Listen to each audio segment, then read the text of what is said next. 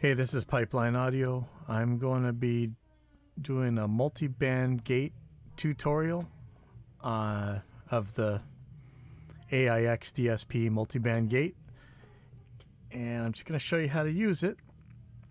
So first thing, if you really want to follow along with this, just go to our website aiXdsp.com, look in the resources, and in tutorials there's a file here. It's a set of multi-track audio of drums, and it's got a video that plays at the same time. You could drag and drop them into your DAW of choice, and they should line up. And so you can actually see which drum's getting hit at the time, which sometimes can be a tricky thing. So, knowing exactly which drum is getting hit will make this a lot easier to figure out. And once you kind of have which one's which, you can turn the video off or leave it on, whatever you want to do with this. And maybe we'll have a mixing contest for this thing one of these days. But anyway, I'm just going to show you how it works. So here's the file. So I'm just going to hit play here. We can just watch Jack playing the drums there. Okay. So I'm going to start with something easy. Let's do the inside kick mic.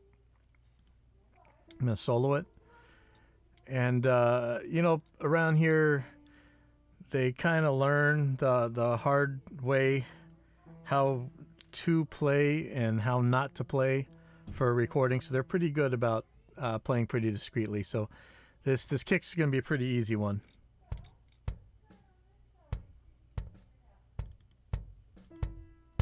So I'm going to turn that up a bit so you can hear it.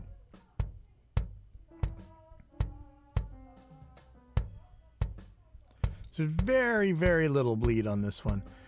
You could definitely use regate on here and be just fine, but let's try it with multi-band gate. So first thing I'm going to do, I'm going to knock the threshold all the way down. And let me just going to loop a section of gate. And sorry for the background noise. Hopefully that'll get cleaned up in post-processing here. So I'm going to loop a section. Let's just play it. And for now, I'm going to turn the video off. Okay, I'm just taking a look what's going on. I'm going to solo each band and kind of hear where the different components are.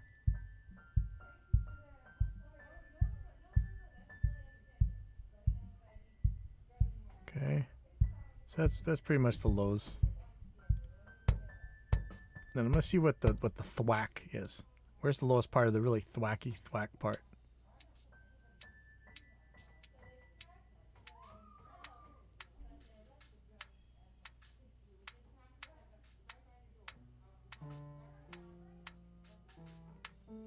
That's pretty good. And honestly, like this middle part, I might just cut it out. You can end up with a pretty good kick sound.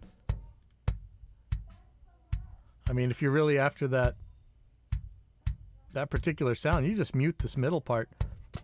I'm gonna leave it on just in case we want it. So let's just do some basic gating here. I'm gonna turn the threshold up. Oops, that's not turning the threshold up.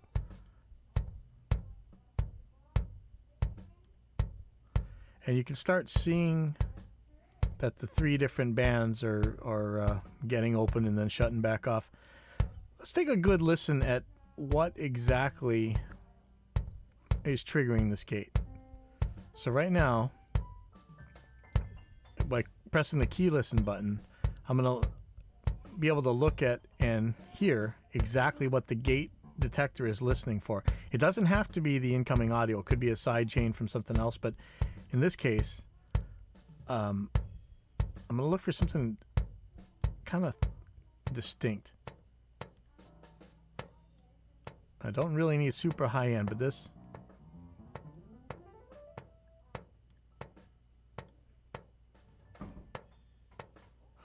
There's a little bit of snare in there, but this should be probably pretty good. 1 second.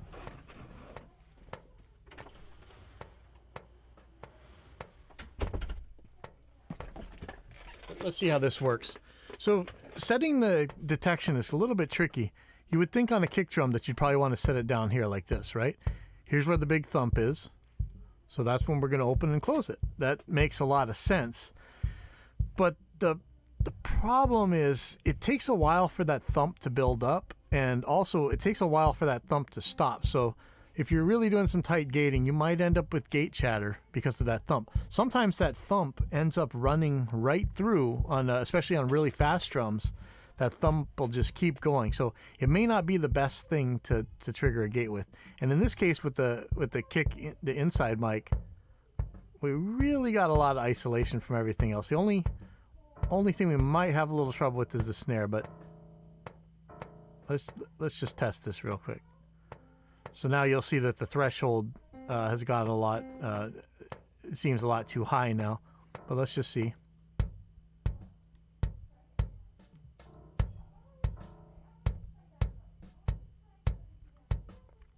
Okay, so I'm going to turn the holds and the releases down right now just to hear what we're hearing. And you're going to hear it chatter and make some trouble. 0 is not a very good number for this, so in fact, if that's bugging you, let's just turn that up a tiny bit. Especially on the low end. Again, that's why on the low end it's actually going to ride the waveform and make a lot of crazy trouble.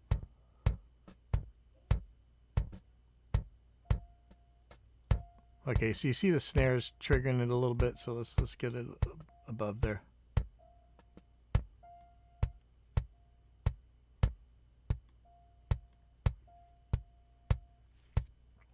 Okay, so the whole point of this gate is, you know, the cymbals bleeding into toms or hi-hat bleeding into snare or whatever. With the kick, we'd love to have that low end just go doom, doom. If we want to control, we can control with the compressor, or maybe you want to gate it in order to change the decay of it. But let's say that we just want that thump to just go on forever. So you can set the low end to a much longer release time. You could hold it for a while. Let's solo that. So I should find a way to crank this so you can really hear it.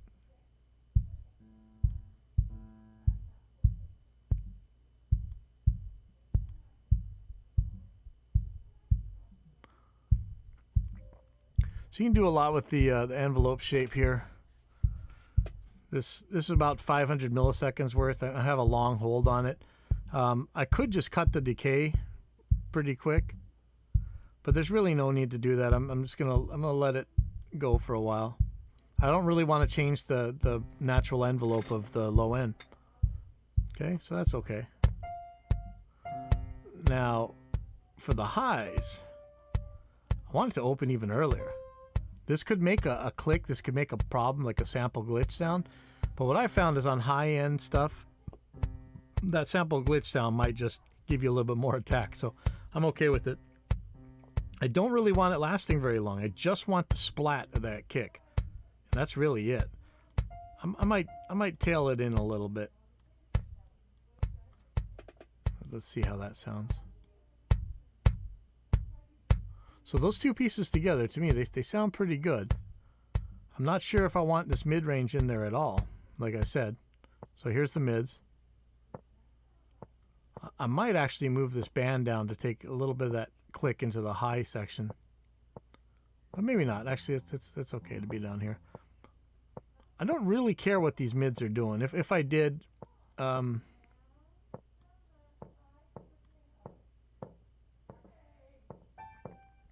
especially if this is a slower song, these mids would matter a lot more. I'd probably actually mute this, but you can use this as like a quick 3-band EQ.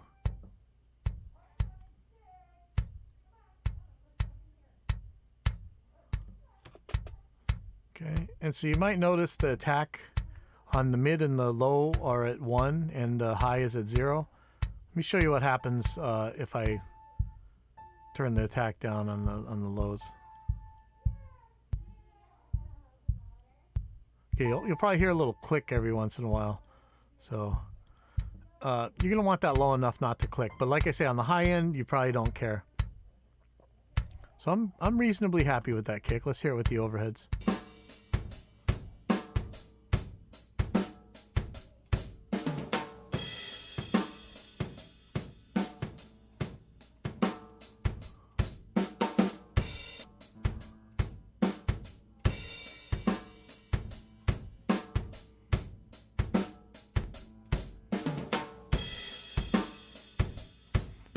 let's say I was so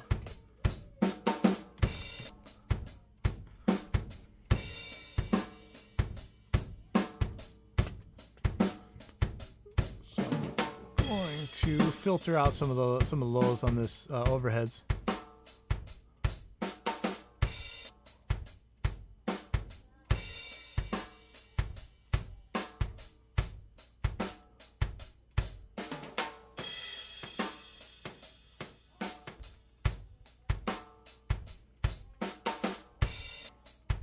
Okay, so I'm reasonably happy with that. So let's look at the outside kick mic and see if there's more bleed to worry about. Let me find a nastier section here.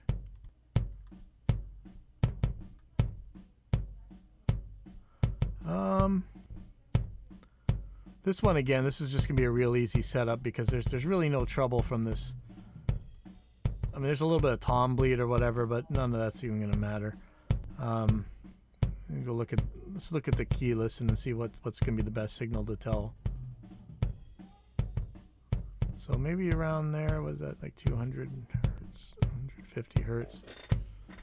Again, I don't want it riding the bass waveform.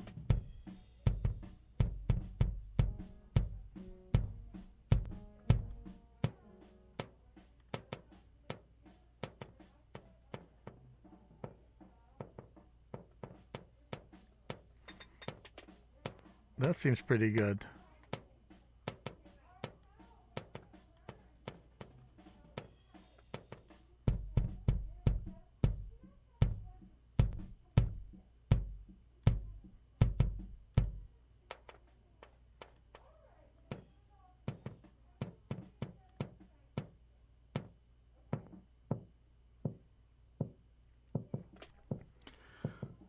So, you know, the other one I've pretty much turning down this mid band. In this case of this kick, I might actually, you know, if I was doing a mix right now, I might feed that into a compressor and really use this for that kind of thwoppy sound, you know, like sometimes you need to hear, like, you got plenty of lows and plenty of highs, and there's like this, you're missing some presence there, but you don't want to crank either of those other two things up any higher.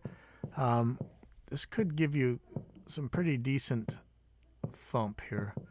Not thump, but it's hard to explain. If I had a bass guitar or a guitar playing with this, it'd be easier to tell you. But so you can see this is changing the envelope a little bit. There's really no need for this. I'm going to try and have that gate closed before the next thing opens, just in case there's like a tom fill or something kind of just rolling through there. Okay, so I'm gonna. Again, I don't think I'm going to have any problems if I let this open. If it does try to sound like it's going to flam when I play with the inside kick mic, I'll just mute the highs. I mean, it's that simple. There's not that much to it, at least to me. Let's take a look at the lows here. I have a feeling that I really don't care about these lows so much. I know a lot of people think that this is where the lows come from. I'm fine with the lows coming from inside the kick mic. I don't think it's going to hurt, but let's just... I don't know that I want it to last that long. I'm not sure. This is okay. Let me play these two together and let's check the phase with them. Polarity. Sorry, pedants.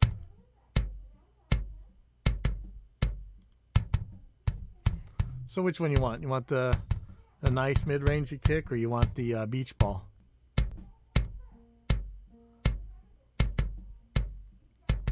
I mean, that actually, out of phase, out of polarity, whatever, actually sounds okay to me. Let's take a listen.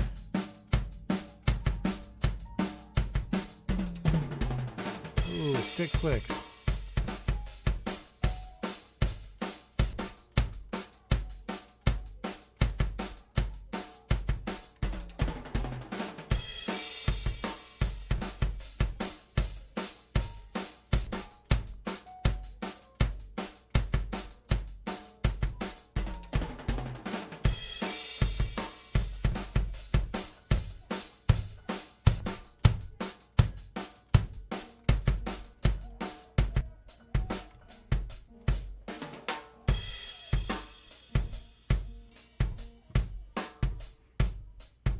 Okay, now let's get in some trickier territory. Let's look at this snare.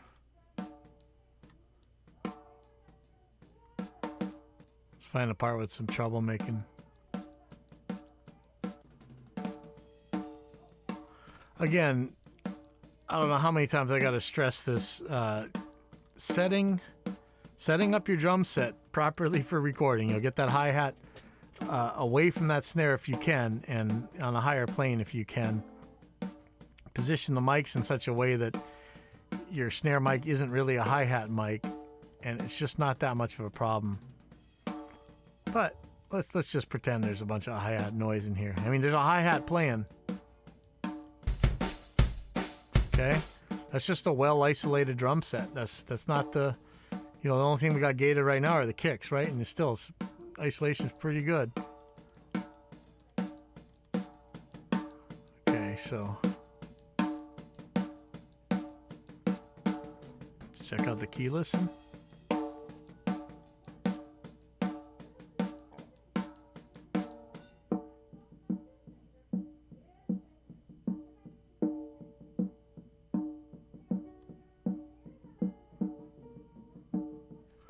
Yeah, that boom, boom, that seems to be okay for the trigger. I'm gonna turn the threshold up.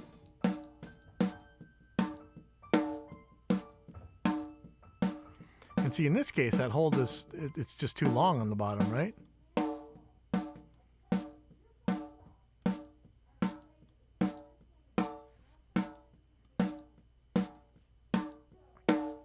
And this is where really that spitty, hissy, gross sound can come from with the hi-hats and the cymbals. So I'm going to make the highs pretty short.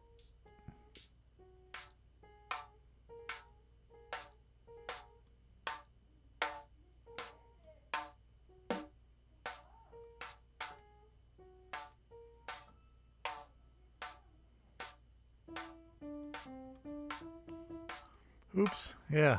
Dumb. Man, I might have to start this whole thing again. Oh, no. Yeah, good call, man. Oh, man. That's why I got to script these things. Okay. So, let me start this over with the snare. Oh, boy. What a dummy. Okay. Here we go. Sorry about that, Matt. Okay, so. Wow. That was a bozo move of mine.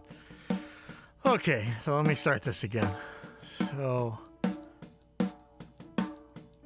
let's go find a good spot. So I'm hitting key listen. And just like with the kick, you don't want to use something too low because the detector could ride the waveform.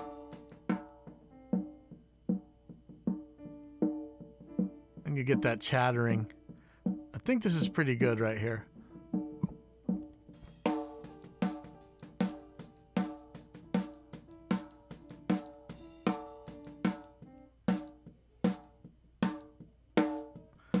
So here's a rough threshold setting. It's probably right.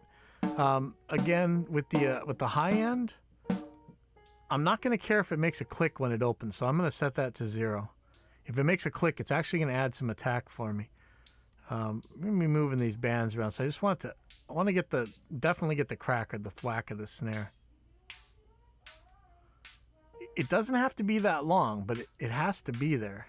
This isn't really going to carry you the meat of it. It's kind of just it's the here I am part of the snare. Okay, and here's where it gets ugly. You hear that, like the spit. That's the hi-hat, that's the cymbals, that's whatever. That's the whole reason this plugin is created. Really don't want much of that. So I may not really use much hold or any actually, but and unlike the kick, I'm gonna use this mid-range kind of extensively, so I really want to see what's going on with it. Especially if it has kind of a fluty sound. I kind of like that boom, boom kind of thing.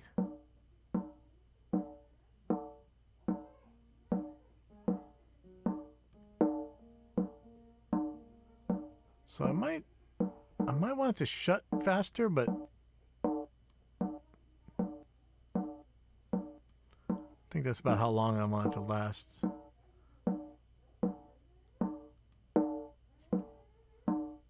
context, well, let's see, because you see how artificial that sounds right now, but in context, especially with the overheads, this may be fine. Let's see. Now, unlike the kick, here's the real problem. We definitely don't need this low end going this long. It's not really, not only is it probably not helping the snare any to have any of this low end in there, it's muddying it up with the kick. Let's see, let me just look at where the majority, I'm kind of looking at where the majority of the waveform is by the time it's like 2/3 decayed. And that's, if I don't want to mess with the actual envelope of the drums themselves, that's about where I'll set the hold time.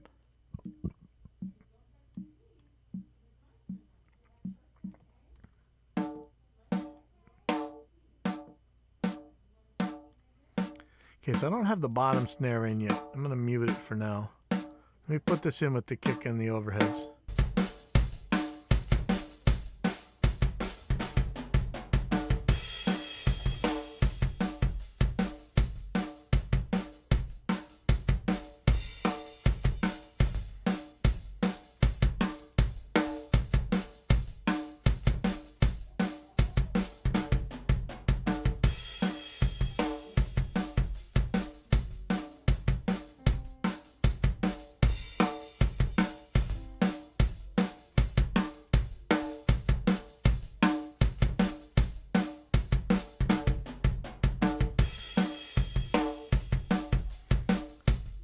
Okay, so a lot of what you're hearing there is that short, it's a short mid band. So I can turn this up. In real life, I may not, but let's just compare. So I'm gonna.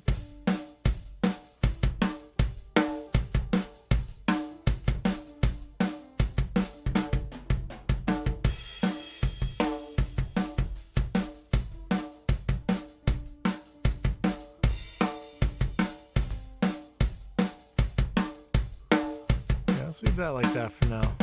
Snare bottom is going to be roughly the same thing. Let's see. Let's take a look at it. Okay, now the kick drum is triggering the trap. This might be a case where you're going to send the side chain from the snare track into this one in order to actually open the gate. That may be the way to go. So let's I don't know if you're using Reaper or not, but if you are, what I might do is drag the, okay, why isn't this working? Oh, there we go. I'm going to drag from the snare top to the snare bottom, and I'm going to tell it to go to 2 new tracks on this, on the receiving channel. So it's going to go to 3 and 4 on the snare bottom.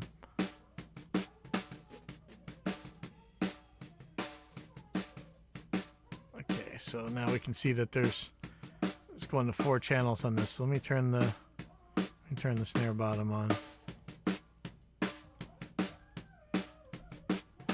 Okay, so I'm going to tell it to, I'm going to look at the keyless and I'm going to tell it to sidechain. So see, that's coming from the snare track. That's already gated, right?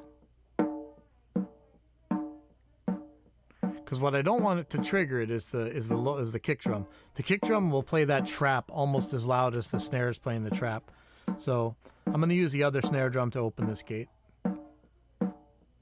So it looks a little funny in the threshold window, but that's okay. And notice I'm using the keychain, the side chainless button.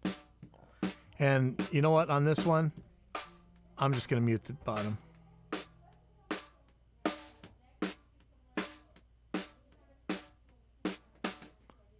And again, I don't care if it snaps to life on that 0 attack on the high end. And you can hear the kick at the end there. I'm not sure if I care or not. If I did, I'd let's take this release down.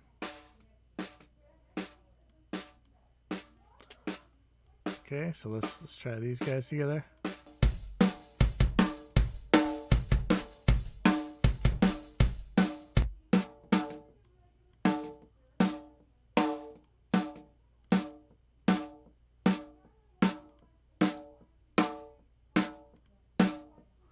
I'm not sure which one I...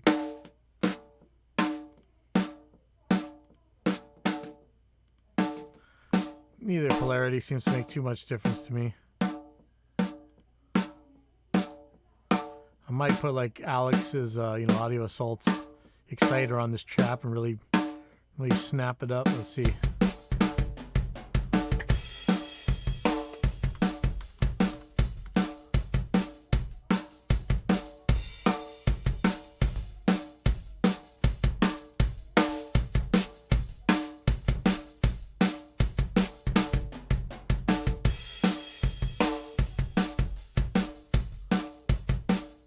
I don't know, that kind of makes it sound too short, huh?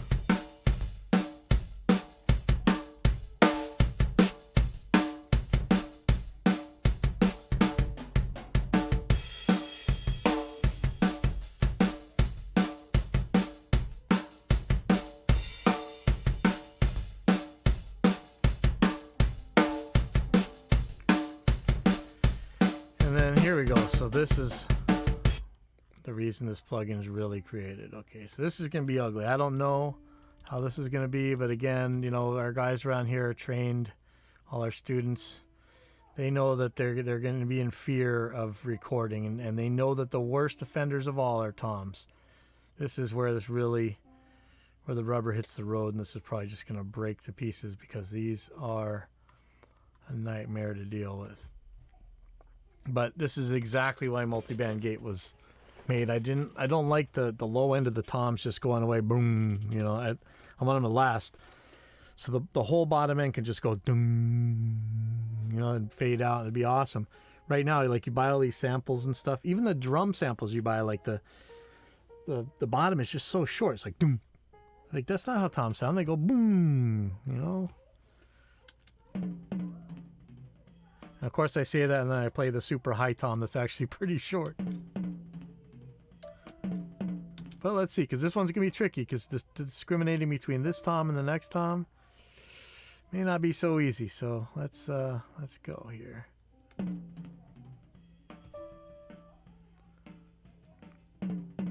Now, luckily, if your toms are tuned well, they may have a much different fundamental. Like, if we watch, maybe I might have Dave add like a frequency thing when you move your mouse here. That might be cool. But this tom seems to resonate right around here, around like 180 or so.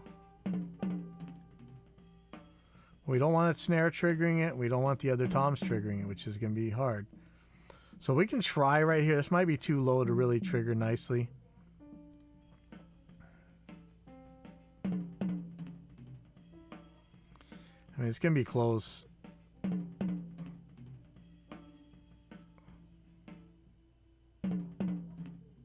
Yeah, see, man, this is close. So it's really hard to say what's going to make more discrimination. Let's try it. I'm going to try a different. I'm going to let some more high end in and see if that makes the two different than each other. Really, man, that's really scary.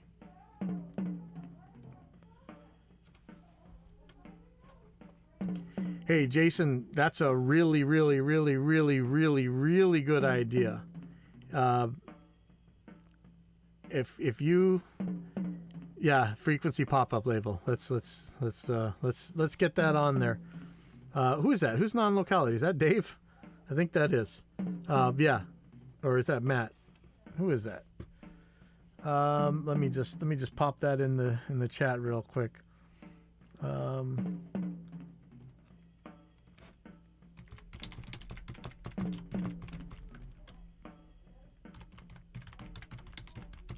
Oh yeah, it's Dave. Okay, so I don't have to tell you. Okay.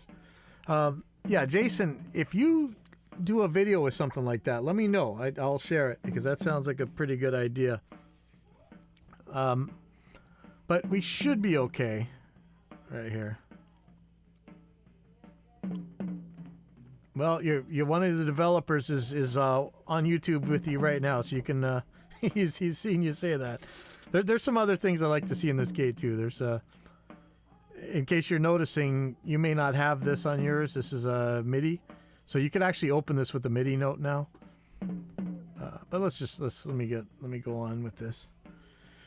So I'm going to get out of key listen mode. Isn't that kind of interesting that you've let some more high end in and it actually discriminates better against the next tom down? So I could actually move up, and here, let's just take a look at that.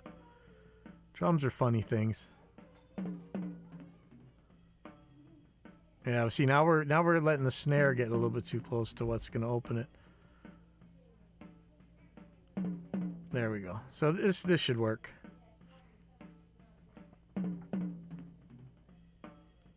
Let's just take a look. And again, I'm fine with zero attack. If it clicks, I'm all good with that. What I'm really not good with, and again, it's a problem because our students know not to be like bashing the hell out of cymbals right when they're next to toms. So it doesn't really have that problem. Let's see if we can find a really problem section of drums here.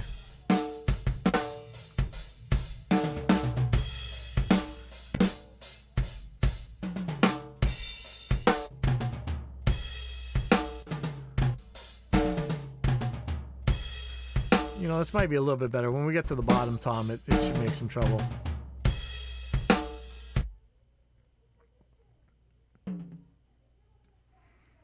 Okay. Now, toms are funny because, like, the mid kind of holds the tuning, you know? So if you really want them to sound different than each other when they get hit, you kind of got to dump a lot of mid-range into them, or at least leave the mid-range in there instead of taking it all out. So let's just take a look. But again, I'm gonna put the thwacky part down pretty low, and I'm gonna shut it off fast because normally if you have the regular crappy drummer in there, there'd be cymbals all over the place, and you just be hearing nonsense. Really, the high end of the tom, it only lasts the shortest amount of time. So if you can just get the sound of the stick through there, you're pretty good. So I'm gonna make that pretty short. In fact, let's solo this.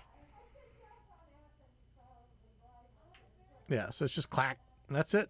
I mean, it sounds like nothing, but it's a lot of nothing. So, and I don't have to worry about the cymbals spitting through here. Okay, see how that's triggering it back open again? Man, this is so close, so edgy.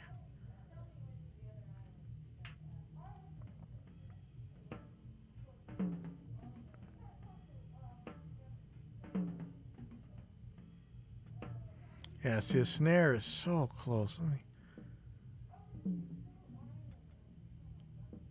Okay, that's better.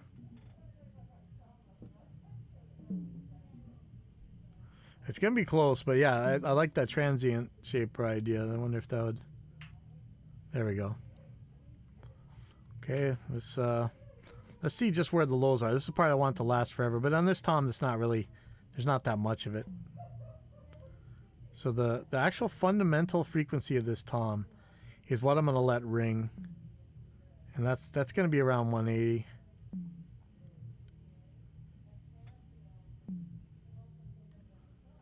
Okay, and I'm going to let that go.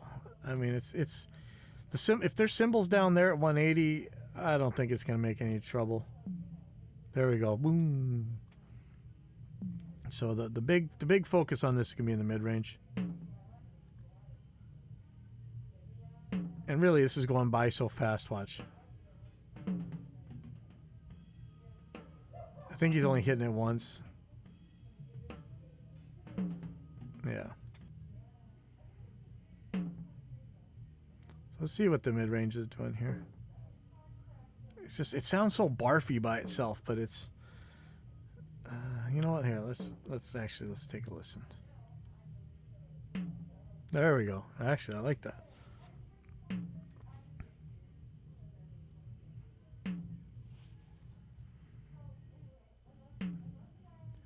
Actually, I like taking the mids out of that one. Okay, let's look at the second one. All right, so same thing. I have a feeling it's, yep, take a look. It's a little bit lower. This is like 150 or so.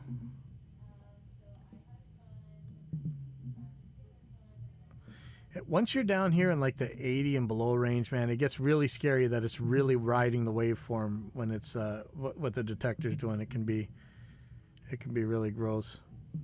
Okay, so that should be good, but you see, notice the next one is so close. You really want some discrimination. I mean, we could just really zero in on that. I have a feeling this can't shut quick enough, but I don't think we're gonna care for this. So let's see.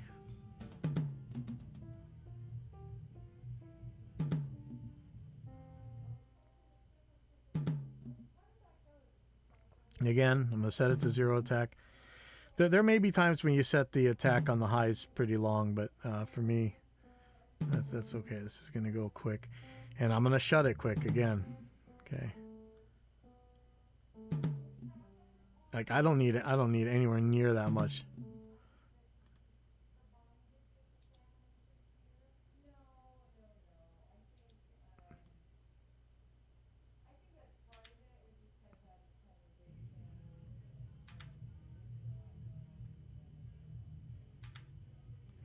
Okay, I kind of like that. So let's take a look at the fundamental here again. It's like 1. And I want that to ring. Just boom. So let me solo that. So that's going to pick up a little bit of the other toms. I don't care. I think that's okay. I'm going to leave this how it is, actually.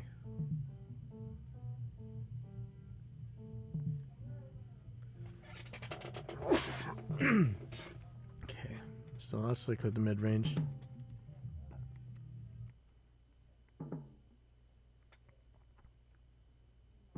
Pretty sure there's not going to be any symbol hash in here. But just in case there was, I could shut this a little bit earlier and not really worried about it. A little bit shorter. And notice I'm doing this with the release and not the hold. I like that the beginning of that envelope is not... I like how that goes. I'm not sure that I want this mids though. Let's...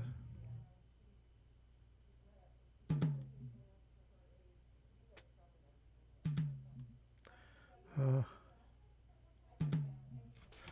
like that.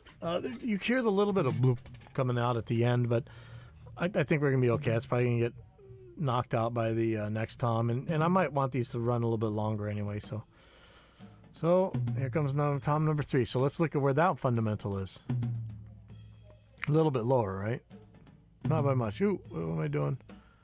Okay. So let's look at the key listing again. So now we're getting in scary territory for opening this gate at this.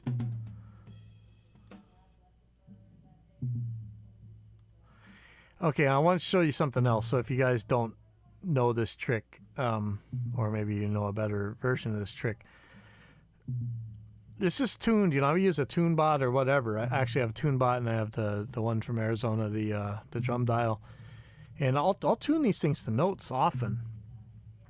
And if you're watching this fundamental, how it's moving kind of from, I don't know, 80-ish, 77-ish to like about 70. What that is you get the tom all like perfectly tuned, and then just take one lug and loosen it the tiniest bit. And when you hit the drum, it'll kind of do this. If you let it ring for a while, it'll do this like a ding. It'll pitch down just the tiniest bit. That's what you're seeing here.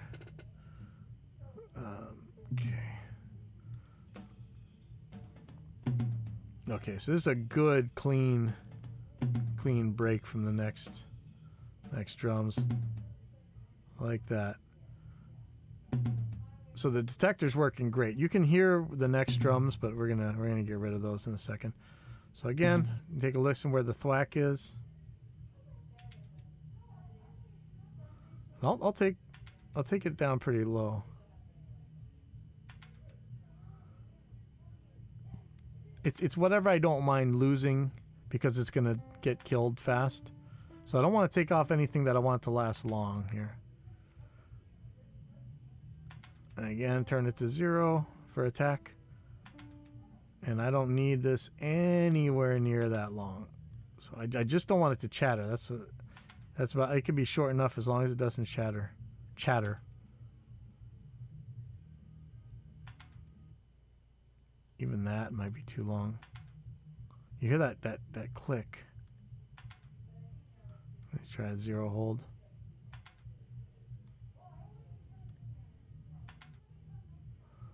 That's a little scary.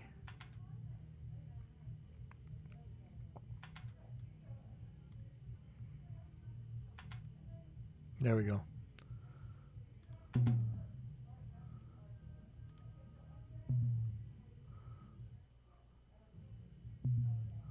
Well, I almost want to make this last longer. You know, the release could end sooner, but I like this hold. So there we go. So I could put a compressor on here and you'd really hear. In fact, let me do that right now.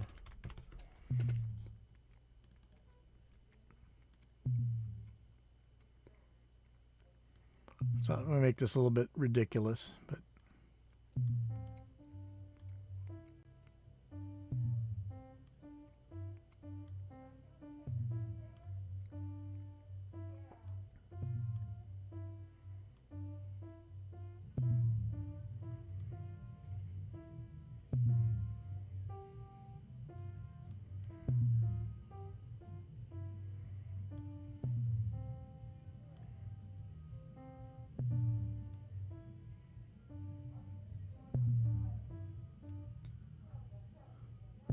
so I could really make this thing long with the release set this way. Okay, so let's.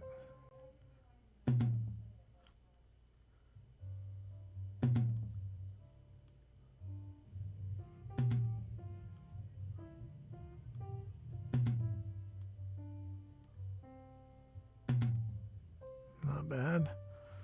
Okay.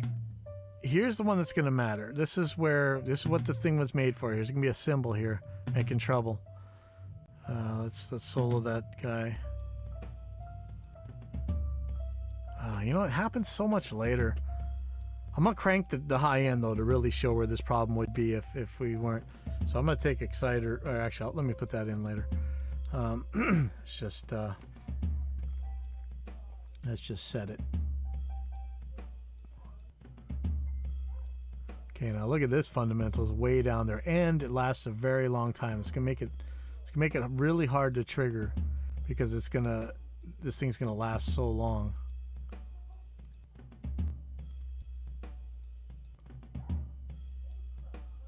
Yeah, see, it just looks like blobs, right?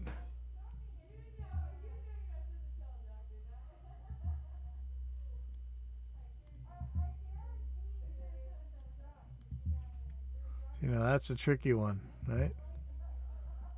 Yeah.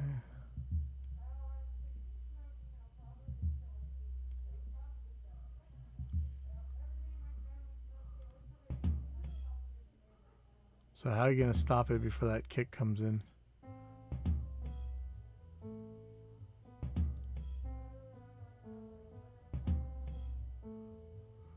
Okay, so this is a very difficult case here.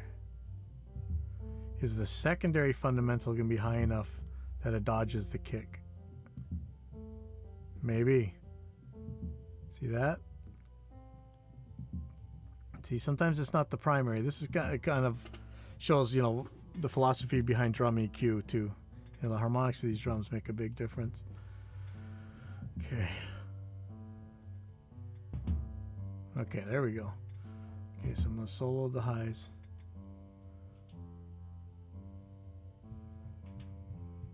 That's pretty good and clacky. Let's see if we can get a little bit lower. There we go, okay. Okay, now this one's going to make a lot of trouble, like I showed you. Okay, that's not bad. Okay, so this is the one we really want to just sit out there. Boom. This can go a lot longer. But it could be done with the release and not the hold. There we go. Nice long ring.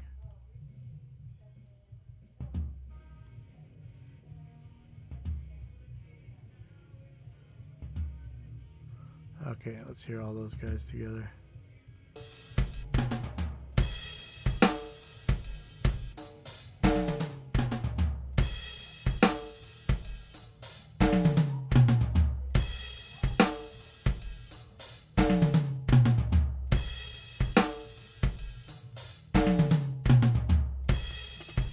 Okay, I like that. Okay, so let's say that we didn't have this on here. Let's listen to this in that cymbal. Okay, so I'm gonna put a compressor, and I'm gonna squish the hell out of it like everybody seems to do. I don't know why. Let's see. Let's give it a little bit one. Squish it. Really squish it. Really squish it. There we go.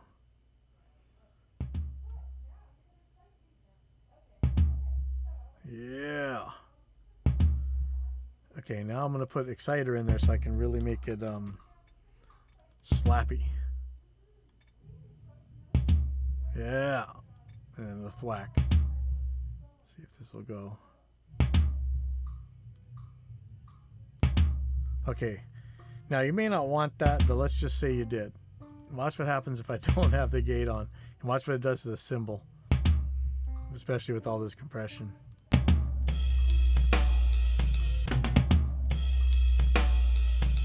Those cymbals are louder than the toms at this point, aren't they?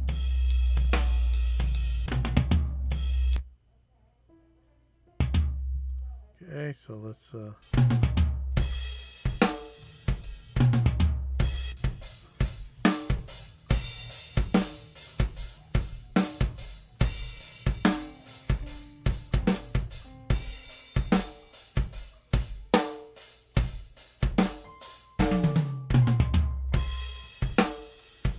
and similarly, if I wanted, I could put exciter on the snare.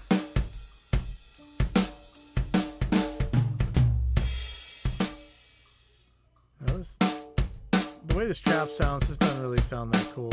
But watch out what happens if I took the gates off.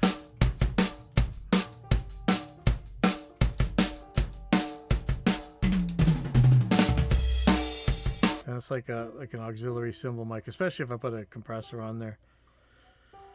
So anyway, that's how multiband gate works, or that's how I meant it to work. But you probably find your own ways to use it and your own creative things to do with it. So anyways, thanks everybody who tuned in. And I don't know if I'm going to be cutting this one up and turning it into a video, because thankfully Matt Garwood pointed out that I had the plugin on the wrong screen. So oops on me, and maybe we'll see what happens. Anyways, I'll see you guys later.